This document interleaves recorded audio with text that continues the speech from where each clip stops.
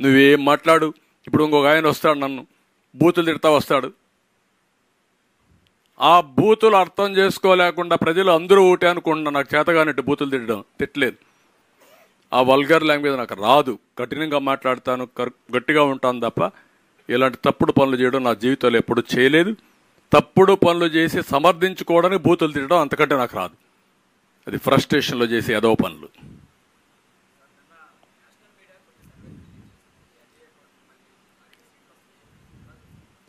ఒక్క సీటు కూడా వేయాలంటే ఈ వైఎస్ఆర్ కాంగ్రెస్కి ఒక్క సీట్ జగన్మోహన్ రెడ్డి గెలవాలనా? మీ పిన్నమ్మ తాలిబొట్టు తెంచేసి బాబాయిని గొడ్డులు వేటుకు ఇచ్చేసి 5 ఏళ్ళు అయితే దిక్కు లేకపోతే నీ కోట వేయాలని అడుగుతాను. ఎందుకు వేయాలి? పులివెందులాళ్ళు వేస్తే దానికంటే శాపం ఏముందండి? దానికంటే సాడ్ న్యూస్ ఏముందండి? I'm asking straight question. మీరైతే వేస్తారా? నీ బాబాయిని నువ్వే చెప్పేస్తావా?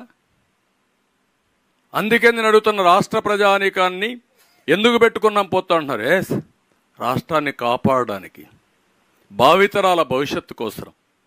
మళ్ళీ ఇలాంటి దుర్మార్గులు, నరహంతకులు వస్తే ఈ రాష్ట్రం దిక్కుండదు, ఎవరికి రక్షణ లేదు, ఆడబిడ్డలకు రక్షణ లేదు.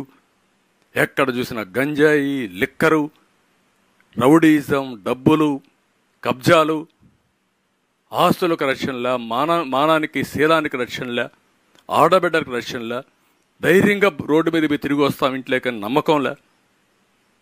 14 సంవత్సరాలు ముఖ్యమంత్రిగా పనిచేసిన నాలాంటి వాడికి రక్షణ లేకపోతే ఎవరికి రక్షణ ఉంటుందండి ఈ రాష్ట్రంలో? ఈ విషయం మనం గుర్తుపెట్టుకోవాలి. అందుకే 20 ఇచ్చారంటున్నారు మీరు. 20 ఇస్తే నేను హ్యాపీగా లేదు. అతనికి డిపాజిట్ రాకూడదు, ఆ పార్టీ ఉండకూడదు ఈ రాష్ట్రంలో. ఏ నాయకుడన్నా ఉండేయండి, తప్పులేదు. నేను ఐఎమ్ నాట్ బాదర్డ్. ఇలాంటి అర్హత లేని వాళ్ళు రాజకీయాల్లో ఉండడం ఈ రాష్ట్రానికి, ఈ దేశానికి అరిష్టం. అదే నేను చెప్పేది, మీరు గుర్తుపెట్టుకోవాలి. ఎవడన్నా పని చేస్తే కూడా మీరు ఎవరన్నా ఇంకా ఇది చేస్తే అది ఈ రాష్ట్ర కర్మ, మీ కర్మ కంటే రాష్ట్ర కర్మ.